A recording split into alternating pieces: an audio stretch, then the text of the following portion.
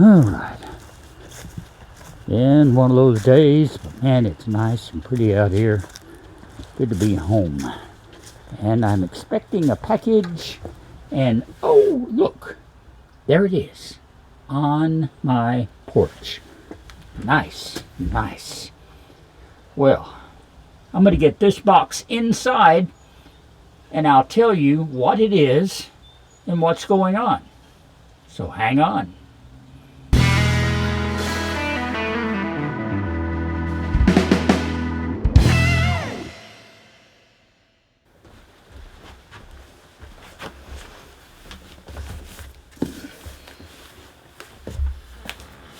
All right. So, got my box that we're going to open up right here. Just a second. Show you the contents of it.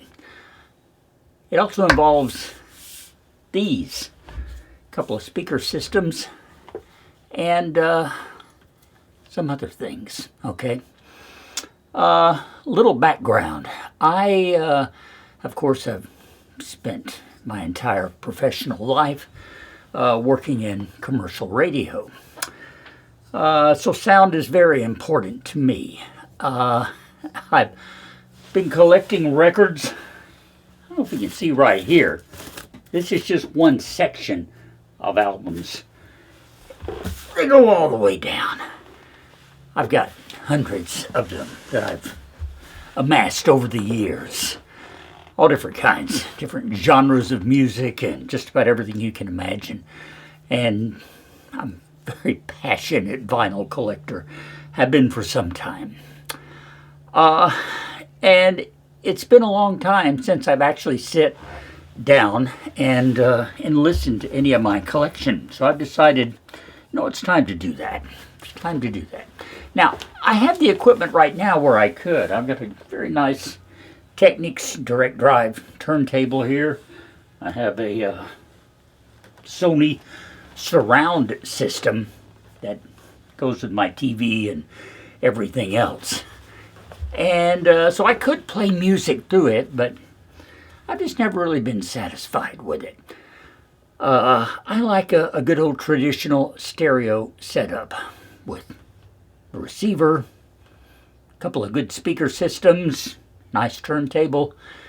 It's what I had for most of my life. And I've decided that I'm going to set that up again. And I want vintage equipment.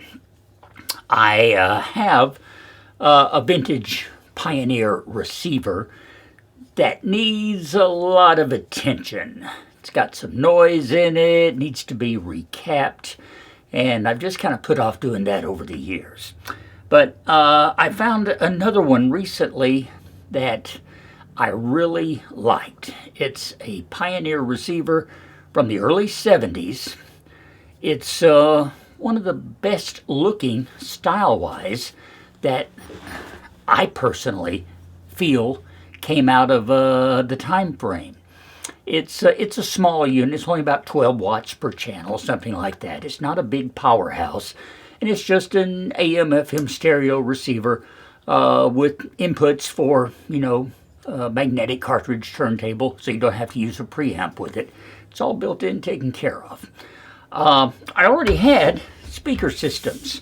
I have two JVC systems here, the JVC 500s, I believe, that I bought in, mid-70s, early 80s, somewhere around there.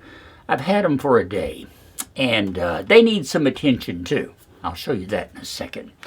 But these are nice little, they got 10-inch woofer and I guess a 2.5 or 3.5-inch tweeter in them. They're ducted bass port systems, bass reflex systems as they call them. Very high efficiency, about 90%, 91% efficient. So 12 watts should sound really sweet going through them. Now what's going to give me the 12 watts? Well, that is in this box right here. And we're going to open it up right now and see what my new Pioneer purchase is going to look like. Because I have purchased it, needless to say, sight unseen. And I'm happy to say they did a very good job packing it. Oh, let me set this down.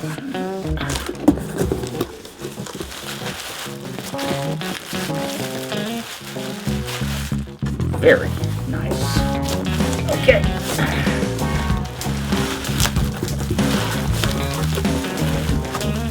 Oh.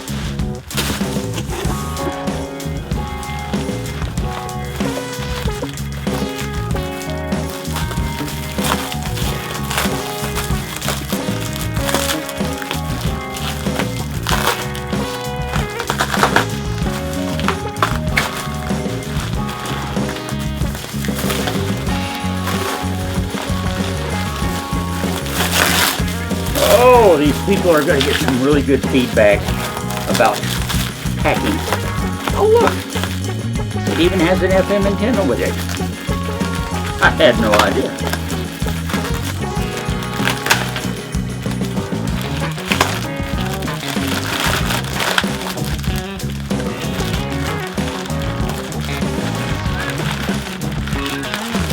I can pull this off.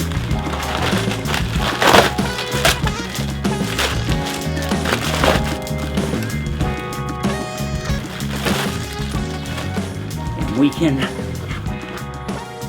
unveil this Pioneer SX440. It is in absolutely beautiful condition. I am so impressed. It is clean. It has a real wooden case that is in excellent shape.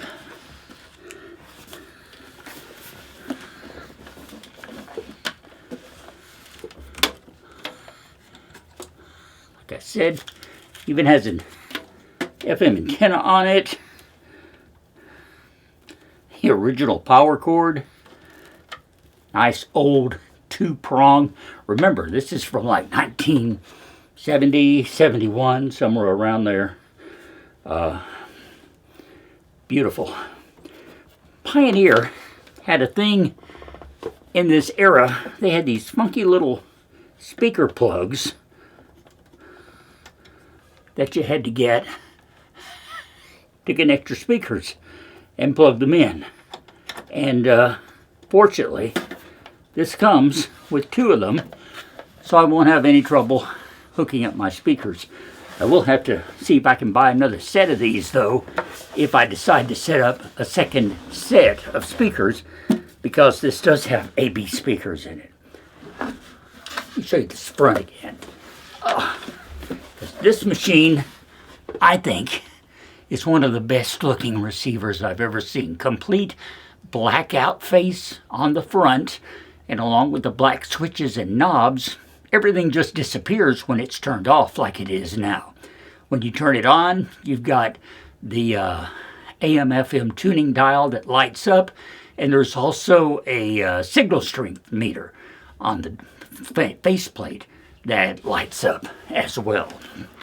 I do not know at this point if all of those lights work. That is a common point of failure in vintage receivers. But it is something that is easily repaired and taken care of too. So I am so happy. Here we are. Now, set that to one side for a second. Let me show you these JVCs. They weigh as much as the receiver. Now, if I pop the plate off the front,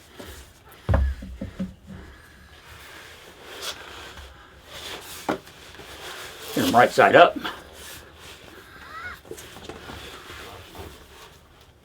and you should be able to see the problem right away. The rib around the woofer is completely gone. completely disappeared here, okay? So there's that. Well, I have purchased a kit to repair that.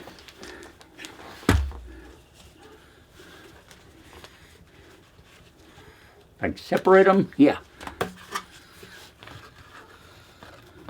This replaces that rib. It attaches to the speaker cone itself, and also to the frame around it.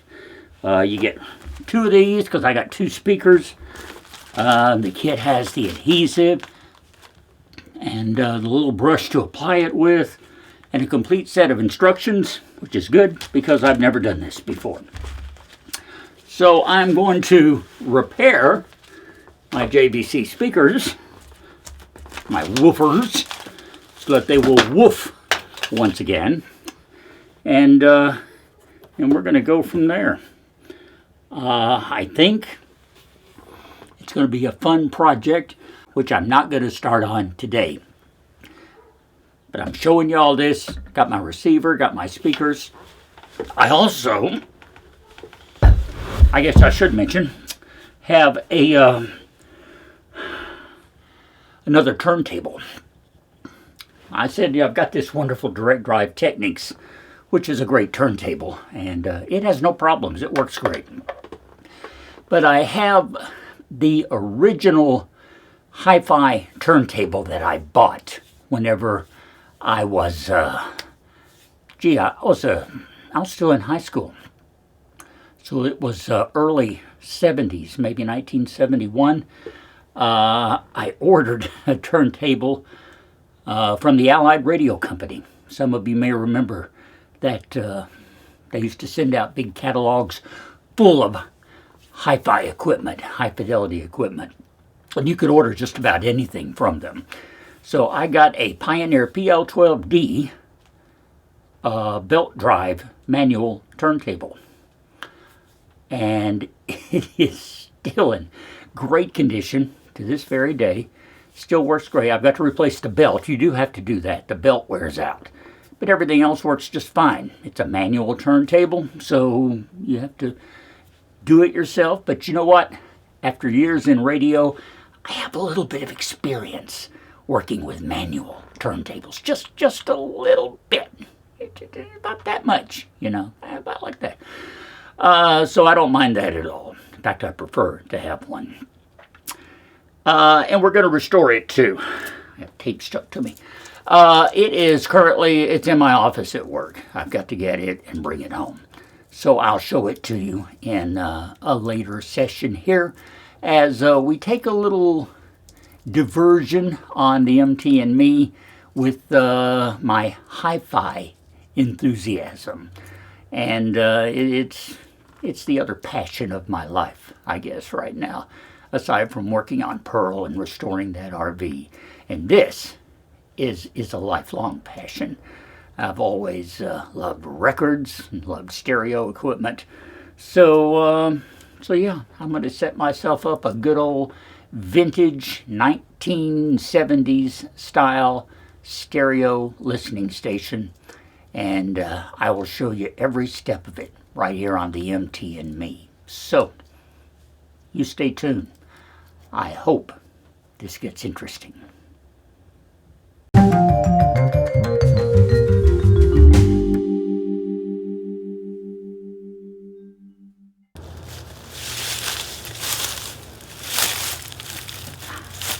And we're back with Pearl on the MT and me. Finally got some decent weather here this week, and so I think we're going to come back to this rear wheel and see if we can't get it apart and maybe take some steps about replacing the brake system in it, okay? Now, to refresh your memory, when we got Pearl, it seems like eons ago. Wow. Actually about 5 years. But anyway, when we got her, this wheel was locked up tight. It would not move at all. It was very problematic for the mover in Nebraska to get it on the trailer to bring her down here. And then once we got her down here, we literally had to just tie her off and pull the trailer out from under her because we couldn't roll her off the trailer. But we did get her off and got her up on stilts, jack stands, and I have a whole series. There's a earlier video that I'll link to that shows you the process that we went through in getting this tire to move. In order to do that, I had to completely gut the brake drum because the pads had slipped and had it locked up tightly. Okay, fast forward to, I guess, a couple of months ago, we sat out here. I know it was before Christmas anyway. We sat out here one day and I showed you the spring set that I had bought to go back in here. New set of springs. The only thing I need to do now is get the brake pads, and I think we should be able to get in here and repair this. So, and it's kind of a new thing for me too. But anyway, first step is getting these tires off. And there are tires. This is a dually. There's one here and there's another one right behind it. So I figure we'll sit down here today and see if we can get these off. Most dualies use a 1 1/16 inch lug nut. This one does not. I thought for sure it did. I used a lug wrench that was with Pearl in taking it off the first time. That wrench is still here somewhere, but I don't know where. Plus, I have an impact wrench now to make this job a lot easier. But obviously it was not a 1 1/16. So, well, let me see what else I have to try. Okay, looking to my sockets, I have this 1 1/4 inch socket that, let's see, I bought this for turning the crankshaft. So, will it turn the lug nuts? Oh, you're kidding me. Well, they're not 1 1/4 inches. They're not 1 1/16 inches. So that means they're in between. That means I need to go check and see exactly what size. See, I should have looked this up before we started this, but you know what? I think I've established on this channel that I am notoriously lazy sometimes, and so I didn't even look. But I'm gonna go look now.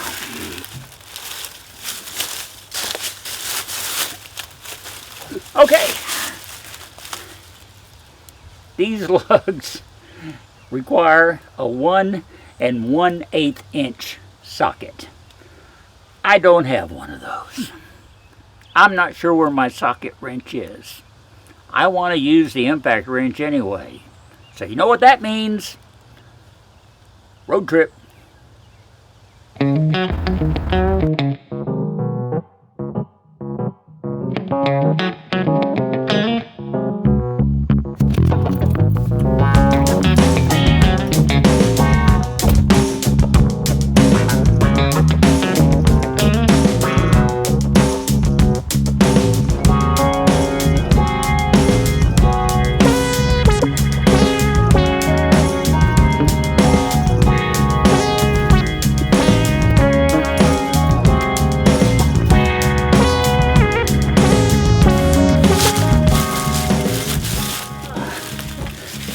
Tell you, not one thing, it's another.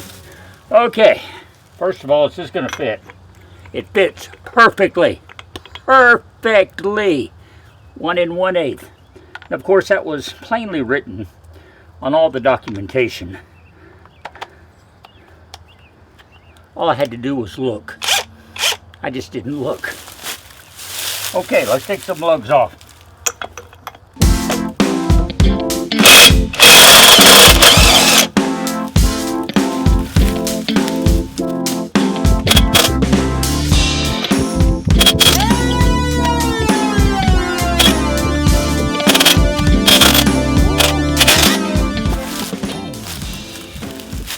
so much easier than using a lug wrench.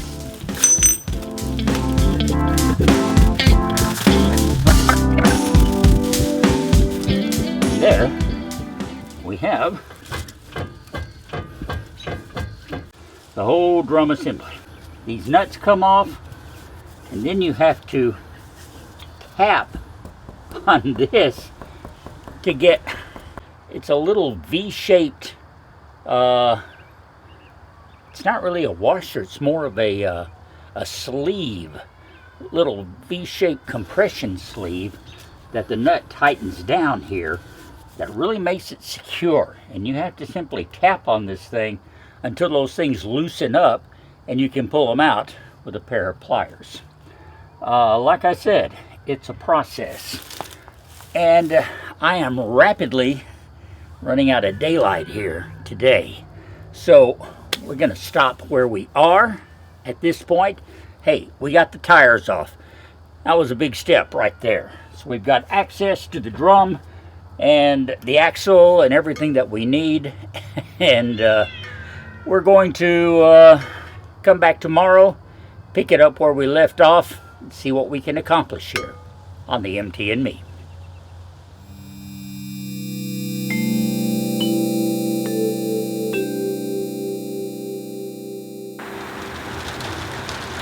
Ah, rain. Not hard, but steady. Steady enough to keep me from getting out and doing any work on Pearl or on the Equinox or anything else I need to be doing. I guess I really don't have much choice but to just go back inside and play with my new radio.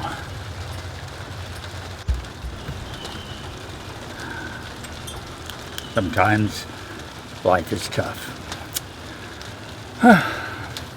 But anyway, hope you've enjoyed being with us this week. If you have, give me a big thumbs up on this video right below, and by all means, subscribe if you haven't already. I love you, my nomies. Thank you so much for watching. Join us again next week. Once the rain is over with, we'll get back to work on Pearl. Till then, I'm Russ. We'll talk later.